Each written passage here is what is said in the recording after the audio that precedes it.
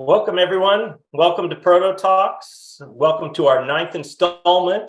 I'm your host, Matt Morgan. I'm president of Protogetic, the protective design marketplace, the industry's first digital marketplace for the high security industry. Before we get started, I'm very proud to recognize our sponsor of today's Proto-Talks, Amended Shield. They are a producer of next generation physical security and force protection products. Go ahead and check them out at amadoninc.com. Today's 60-minute discussion is really a very important one, and I've been looking forward to this for quite some time. But it's going to introduce us to a valuable perspective on how counterterrorism strategies, activism, and the sheer force of will can help prevent future attacks and save lives. And to that end, I'm proud to introduce Figen Murray from the UK. Figen is the mother of Mr. Martyn Het, who at 29 years of age was tragically killed along with 21 others at the Manchester Arena terrorist attack in May 2017. Since the Manchester Arena attack, Figen has been the force behind Martyn's Law Protect Duty legislation that requires publicly accessible locations to improve security against the threat of terrorism so that no family will have to experience what hers has endured.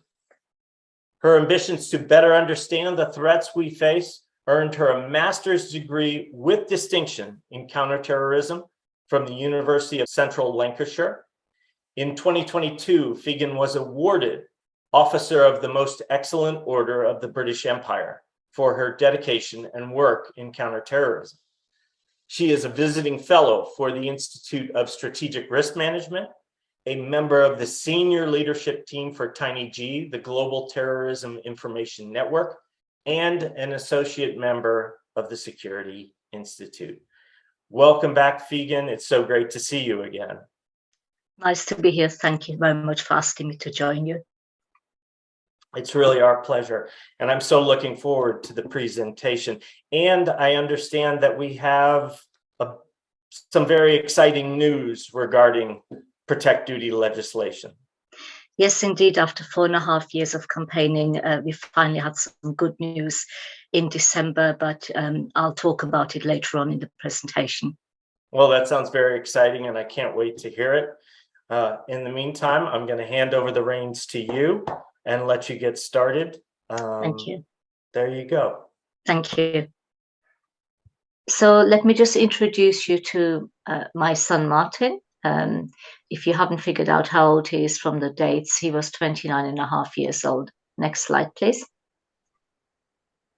But Martyn wasn't the only one who passed away on that day. You can see on this photo all the people who died alongside him. The youngest victim was Safi Rose, who is in the middle row, the third picture along from the left. She was 8 years old.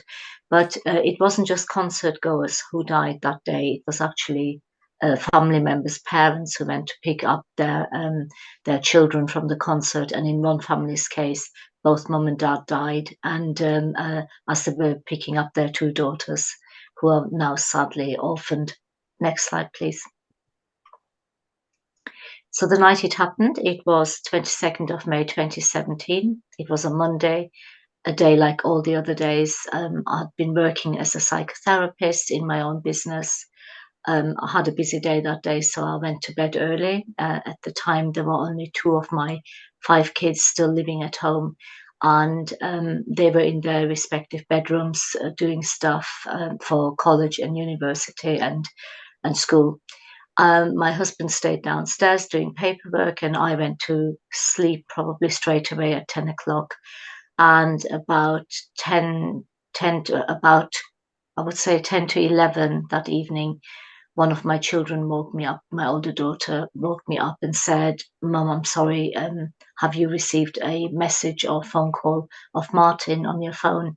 And I said, "No, why would he?" And I had assumed that he's at home getting ready for a holiday he had planned to America. But actually, in reality, he was actually at the concert with 10 or 12 of his friends. Quite a big group of them went. And she said, well, there's been an event, an incident at the Manchester Arena, and his mates keep texting me they can't find him. So, of course, we then got up and stayed up to watch the news and communicated with his friends. Unfortunately, about 11:15, I had the strangest feeling in my stomach. It was a really physical feeling, and I just turned to my daughter and said, "You know what? He's dead." And she burst out crying, quite understandably. She was horrified. And I just said, "Look, I just literally cannot feel him anymore." And that obviously was upsetting, but I just knew that he had gone. That was unfortunately not confirmed until 24 hours later, when we were asked to go to the Etihad football stadium for information and support. And that's where they pulled family after family out and took them in a side room. And then 10 minutes later, they'd emerge in tears, and we knew they had bad news. And eventually, at 20 to 10 in the evening, the following day after the attack, it was our turn. So the next slide, please. So a week after the attack, the police told us we can go and see him in the morgue. And I was terrified because I didn't know whether he still had all his arms and legs. And I was just really scared, and initially didn't want to go, but I decided last minute to go. And I'm really glad I did. And what you see on the slide is what I expected, with the exception of a table in the middle with a dead body covered with a sheet. And we would be standing outside looking through a window and confirming whether it is him or not, if somebody lifted the head bit. But when we got there, it wasn't like that at all. They did it really humanely. And they had set up a almost like what looked like a private hospital room at room temperature. And there he was on a bed, covered up, cleaned up, head on a pillow. And it was a little bit confusing because I thought for a split second, oh, you're not dead, you're just asleep. And it was only when I walked round the bed and gave him a kiss and realized how cold his body was that actually I knew they'd taken him out for our benefit from the freezers. So, but it was important I went because that was the point at which I really, really felt, yes, that's it, no return. He's dead. The next slide, please. The week after, again at the weekend, we were asked to go to the Manchester Arena, to the exact spot where Martyn died. Again, I didn't want to go, but then my youngest daughter, who was 16 at the time, she wanted to go. So I felt a need to be there. And that was a really, really, really difficult thing to do, because they placed a rose at every spot where somebody died, and every family had an hour to visit, and they would light a candle at the relevant rose. And this is Martyn's rose. Thank you. The next slide, please. And this is Martyn with his cat, Emily. They absolutely worshipped each other. They were inseparable. And unfortunately, on the next slide, you will see the two of them together in their current state. Next slide, please. And there they are in their respective urns here in my office, looking at the bookshelf there on the left. Gives me comfort to have them here, but it's difficult. I'd rather not have him on a shelf, to be honest. The next slide, please. So a few more points. So the official news of his death were very difficult. Obviously, we were at the Etihad Stadium and were taken in the side room. And I had my 4 other children and all of Martyn's friends and some family in the room. There were probably about 25, 30 of us. And as we were told, his older brother just walked in the corner of the room and just kept looking at the football pitch, and didn't want to talk to anybody or speak or see anybody. And one of my other children just dived under the table, and that was her way of dealing with it. So as a parent, to see your other children disintegrate in front of your eyes and there's nothing you can do about it is really tough. Again, the 2231 is the moment of the explosion, and I, to this day, nearly 6 years on, 5.5 years on, I still feel guilt, terrible guilt, and a lot of shame about the fact that I was fast asleep in bed whilst one of my children was slowly dying on a stone floor. Again, that is something I may never get over, but that is the burden I'll just have to carry as a bereaved mum. The next one, please. And we are really grateful for his big decisions, because you don't expect your child to die, but thankfully, for some very odd reason, he had funeral instructions on his laptop, which one of his friends mentioned to us, and of course we found them. So we gave him a funeral to his liking, and he also took the decision of us whether he wants to be buried or cremated. He wanted to be cremated, so that is again something that we managed to do, and we didn't have to make that awful, awful decision. Thank you. The next slide, please. So since Martyn died, obviously the first year we didn't do anything, but we were deep in grief. But about 18 months after the attack, my husband was given some concert tickets for a singer he likes, so we went, and I foolishly expected that there's going to be security absolutely everywhere. And when we got to the venue, there were no bag searches, no searches whatsoever. In fact, my husband's tickets weren't even looked at. Nobody really. We just walked in and went to our seats and sat down, and that upset me terribly. That was in the December 2018, sorry. And then in January 19, I decided to start a government petition, because over the Christmas period, I researched security at venues and came across the government counter-terrorism document. And within it, it had the protect duty, but it basically said that security is only a recommendation. It's not a legislation. And I felt that is absolutely appalling. And I wanted that to change, which is why I've introduced the petition for Martyn's Law. And initially I did this on my own, but halfway through the petition, and a guy called Brendan Cox joined me. His wife was murdered by, she was a politician. She was murdered the year before Martyn.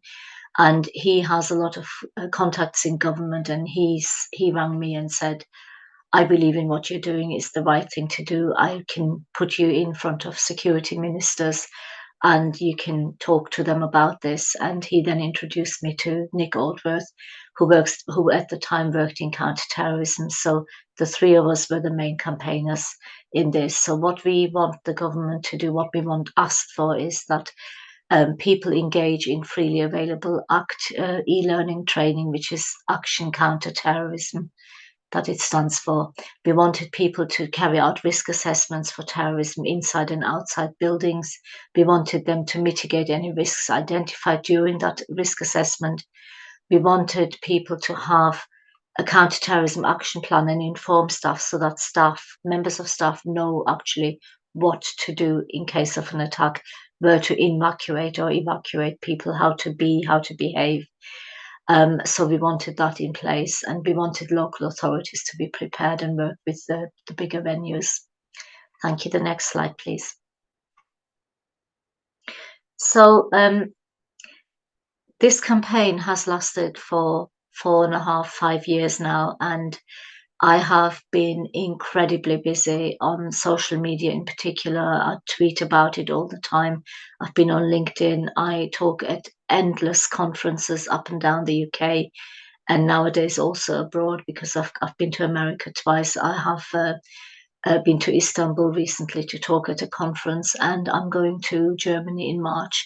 I have also done presentations to organizations in Canada and further ones in the US as well. So it's keeping me rather busy, but I feel very strongly that until the legislation is a thing, I will not take my foot off the pedal, because the government may forget about it, and I will not allow that to happen. So we kept asking for the government to set security legislation in for any venue with 100+ capacity. The government kept saying no. They said that'll scare people. It's too much. It's too stringent. It's not necessary. And what we kept saying is, if you cover 100+ businesses and cafes and restaurants, etc., that would cover 650,000 small and medium enterprises. They wanted to go for 850+, which would have only covered about 26,000. Our argument was, well, first of all, that would be a waste of time, because it wouldn't keep people safe, the general public as safe, and many people would be at risk. And also because the evidence showed that most of the attacks, apart from the arena, were not at sports grounds, at arenas, at big venues. They were in small cafes, restaurants, streets, parks, etc., where people congregate. So the smaller number was really important for us. But so when I then had the meeting with the Home Secretary in December, we were ready. We usually have a meeting opposite the Home Office to discuss what we would say if they don't say what we expect them to say. So we had a powwow meeting every time. And during that meeting, I said, I will only accept a minimum of 300. That is the very lowest I will go. And when we got in there, we were ready for a fight. And actually, we didn't need to. Somehow, they decided to go with 100+ capacity, which was music to our ears. And I think they took note of so many people writing in, so we had so many people sort of responding to the tweets, responding at conferences, saying yes, 100+ is the right thing. But the other thing that happened is that um, the 100+ capacity was supported by police chiefs, past police counter-terrorism chiefs, and also 7 previous Home Secretaries wrote into the Prime Minister. So all these letters and all the pressure on social media has really had the effect that we wanted, and we're really thrilled about it. So the standard tier with 100+ capacity would include training of staff, that they have a preparedness plan. And by that, I mean that the staff are actually told what is in this plan, and that the staff also will have life-saving knowledge and training. I myself now carry a tourniquet in my handbag all the time wherever I go. I have another one in the car. I have a bleed control pack in my car. And this is really important stuff to me now. And we also, I have to also say that the training that is offered is free of charge. It's on an app called the Protect UK app. The ACT training is on there, and loads of other training is available. Lots and lots of information is available. So I would always encourage members of staff in these venues to download the app. The enhanced tier would cover all of the above, but also have a very stringent risk assessment of the premises, both indoors and outside. And they would have to have a very sophisticated, thorough security plan. They may have to introduce better screening equipment. They may introduce better CCTV cameras, etc. Okay, the next slide, please. So the government also said that they are establishing an inspection and enforcement regime, that they are promoting compliance and positive cultural change. I did ask in the meeting how they're going to do that, and they said they will run public educational campaigns to promote the message so that the general public knows about it more. The government is also going to issue credible and fair sanctions for breaches. What we commented on there was that those sanctions have to be absolutely with teeth. They have to be powerful. Otherwise, there's no point in having the legislation. So people need to have hefty fines for breaches, certainly the bigger venues, and maybe even prison sentences if need be. The government will give dedicated guidance and bespoke support. So they are particularly relating that to the smaller venues who may not be as au fait with security as the bigger venues, which is fair enough. And there's, as I said, the government has a Protect UK app, which is full of expert advice, training and guidance. And that app is constantly being updated. Thank you. The next slide, please. So our reaction was, obviously it succeeded our expectation, what we were told. But I did say during the phone call with the Prime Minister that until the legislation is a thing, I will be continuing my pressure on him and the government, and I apologized to him in advance, and he said, "You don't need to apologize because I understand why you need to do it." I asked him if the legislation could be done by the 6th anniversary, which is the 22nd of May 23, and he said, as much as he'd love to, it can't be done because there will be a draft bill coming out in early March. Then there will be 2 months for anybody opposing it and scrutinizing it, and then it will be delivered to the different houses and it will go back and forth until it eventually becomes legislation. So I don't think that'll happen until the end of this year, maybe even early next year. And then Tom Tugendhat, the latest out of the 7 security ministers I've met since the campaign started, because they kept changing jobs in government with all the problems we had over here. So Tom Tugendhat is the latest security minister. He is absolutely marvelous. He's a gem. And he, in the meeting, said to me, actually, we decided to call it Martyn's Law. After all, they were going to all these years. They said, you do realize it's not going to be called Martyn's Law because in the UK, we don't do that. It'll be the amended Protect Duty. So I kept referring to it as the Protect Duty as well. But Tom Tugendhat then said, we decided to call it Martyn's Law. And I said, why is that? Because that's not the done thing in the UK. The answer I got was because of all the campaigning you did and to honor Martyn.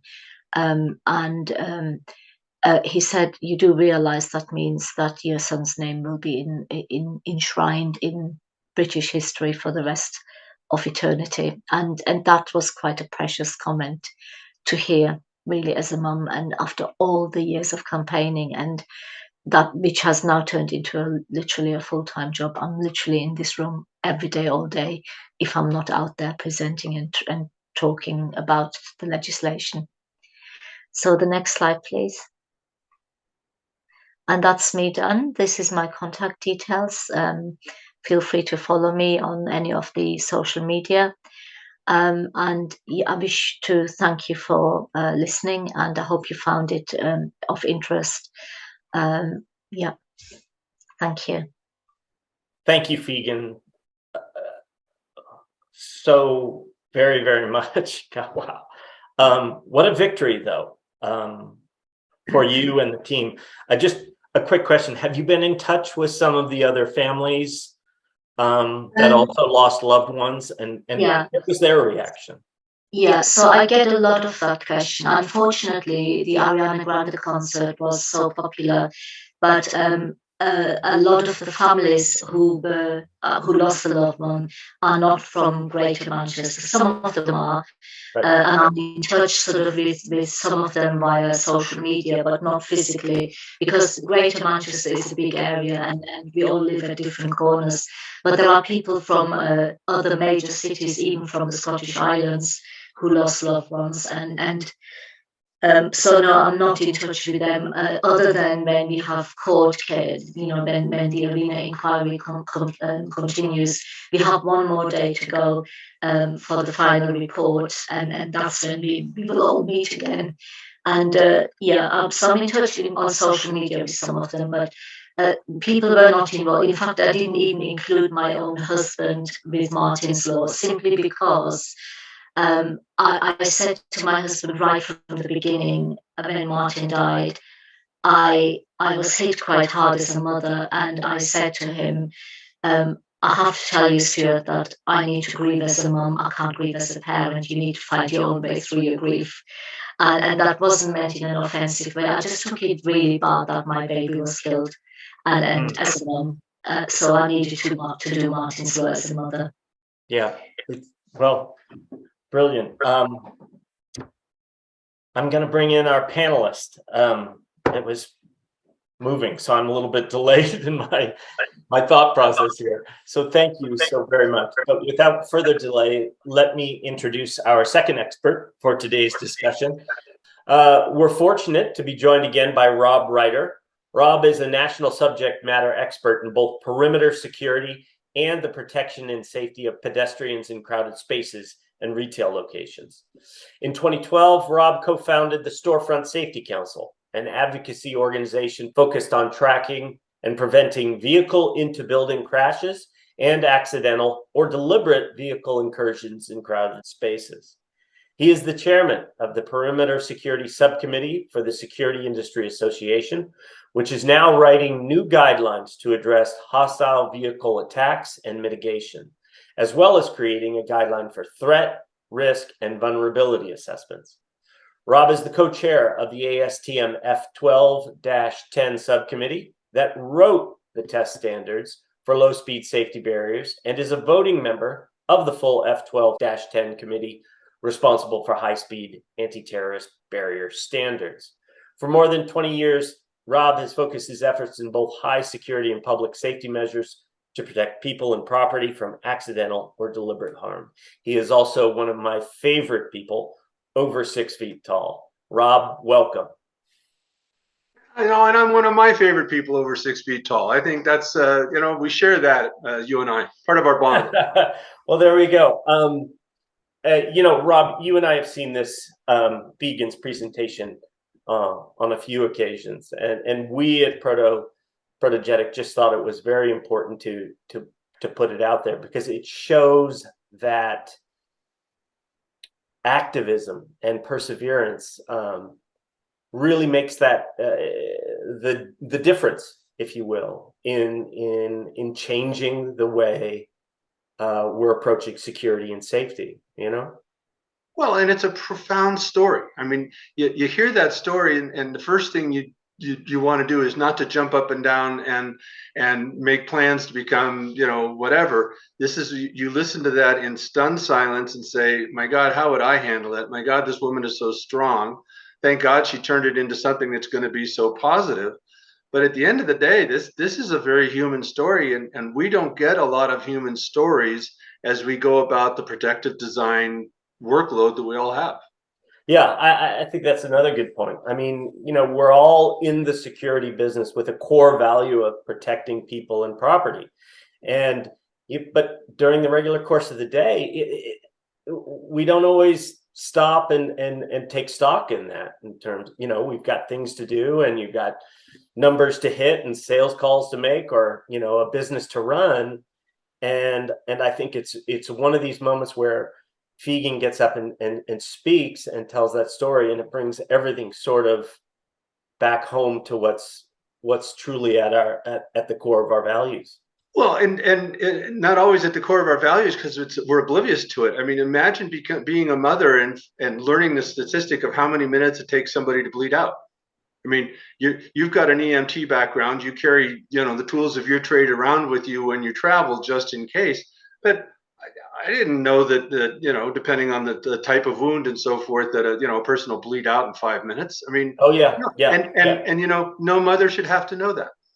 Yeah, no, I think it's a great point. We talk about security and we talk about safety, and that brings me into my first question in a few seconds. But the preparedness level, the knowledge level, you're right. No mother should really need to know that. We shouldn't, and whether you're protecting an NFL stadium or or you're doing a shopping center or a school or something like that, you need to be aware of it. And everybody has a duty of care. It varies from place to place and by jurisdiction and so forth. But there's nowhere where the duty of care is zero.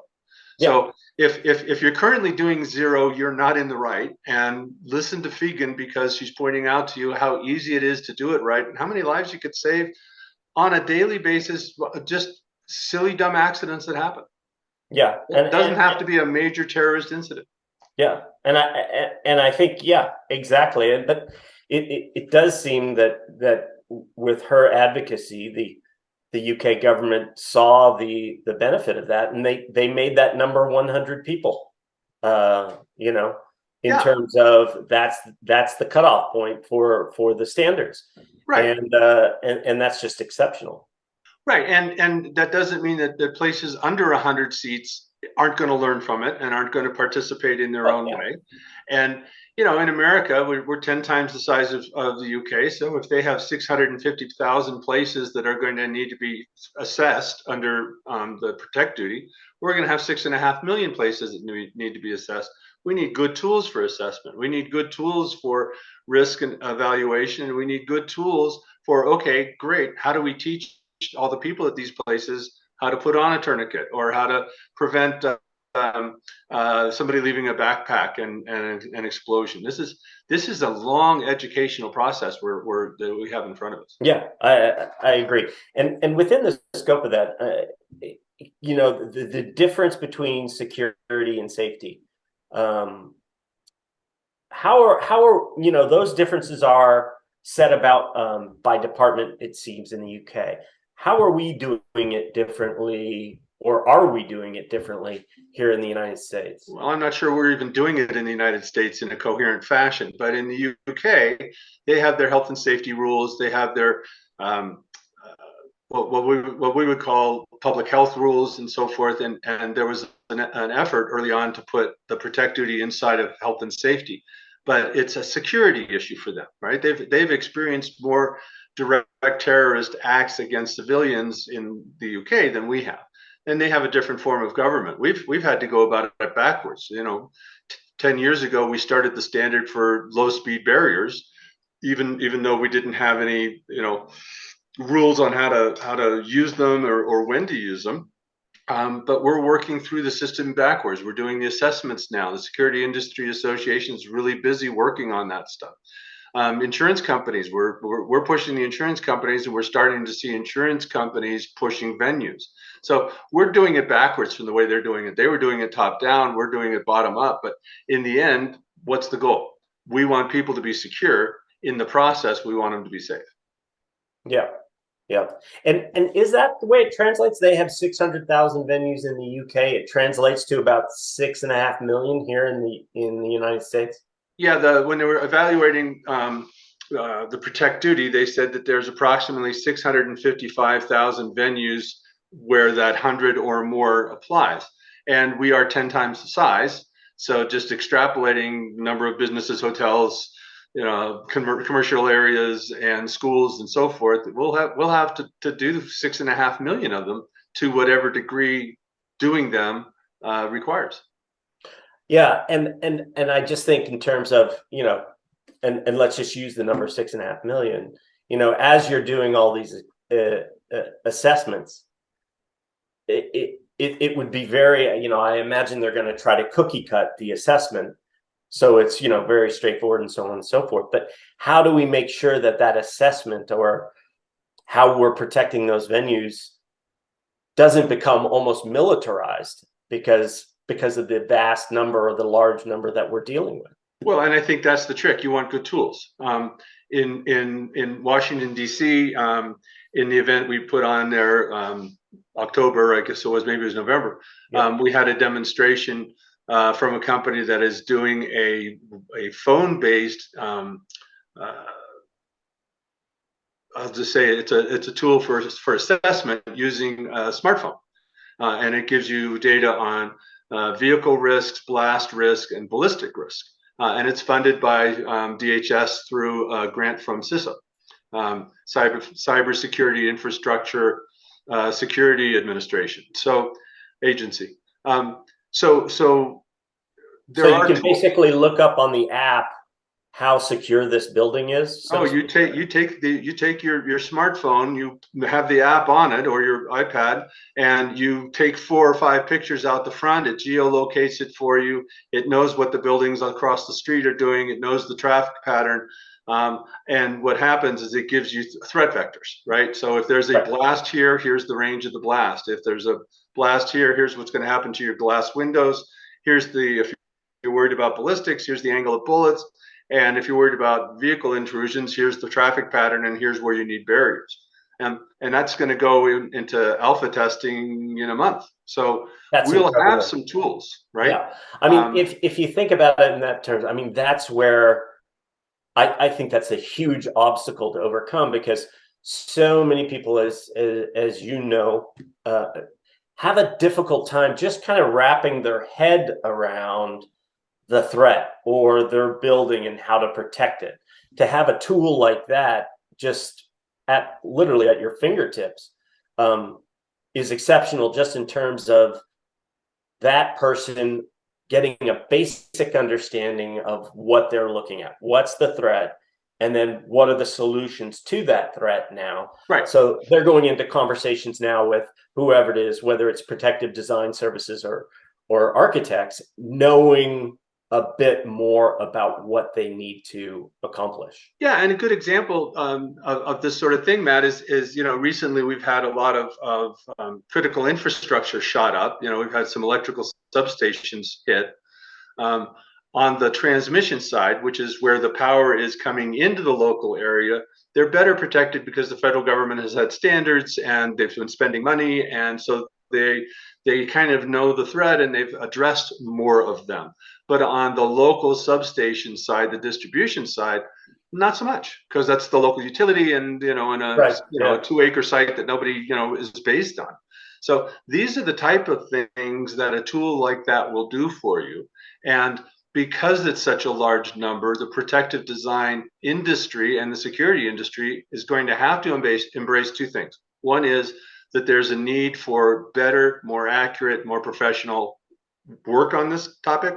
And number two, we're going to need some tools to make it automated. Yep. Yeah, I agree. And I think, here's an interesting question to pose to you.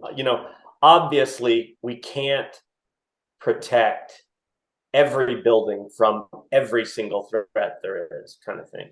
I mean, Rob, in your opinion, where do you draw the line in terms of the security crossroad, if you will, or the security sort of tipping point? Yeah, and I have two responses for that. Number one is, if I'm Figen and I lost a son, I'm going to say everything should be as safe as possible everywhere, 24 hours a day.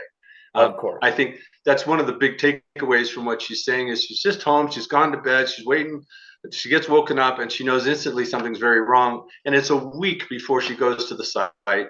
It's a couple of days before she gets to see Martin. I mean, how do you do that? I mean, no one should have to do that. Yeah. My somewhat smart aleck, but nevertheless illustrated thing as far as what you said, I have a Subaru Outback.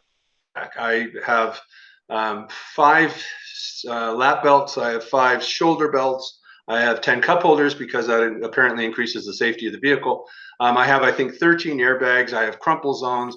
I have a very safe vehicle. I don't have a secure vehicle. It's not bulletproof. The president can't ride in it, but I have a safe vehicle. So I come down to, if you have very high risk and high value and a high likelihood of being a target, security is absolutely essential. As you drop down from threat level and drop down from vulnerability level, then safety becomes more of an issue, and safety is 10 times cheaper than high security. Sure. It just is.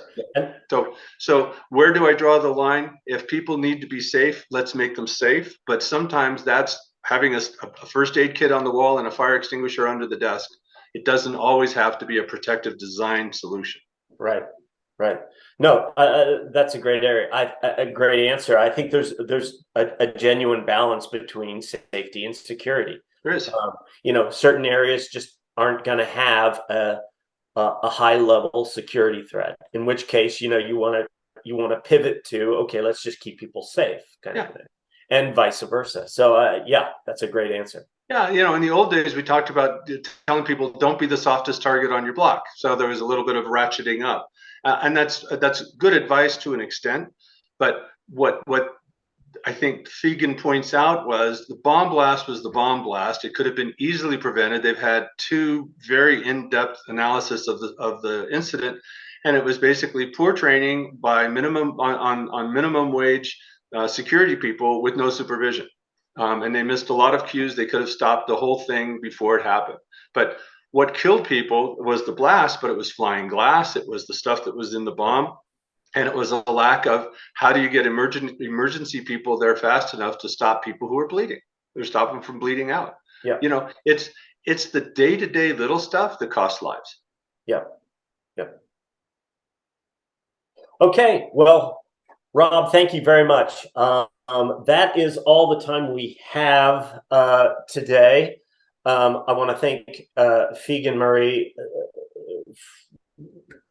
really from the bottom of my heart, for coming on and giving that presentation. I just found it to be so powerful and moving. So thank you, Figen. Thank you, Rob. Just one last correction. In the beginning, I said our sponsor, Amazon Shield, could be found on amadoninc.com. In fact, it is amadonshield.com. So please go check out their products. I think you'll find it very interesting. Thank you, everyone. It's been great. And we will see you at the next Proto Talk number 10. Rob, thanks. Thanks, buddy.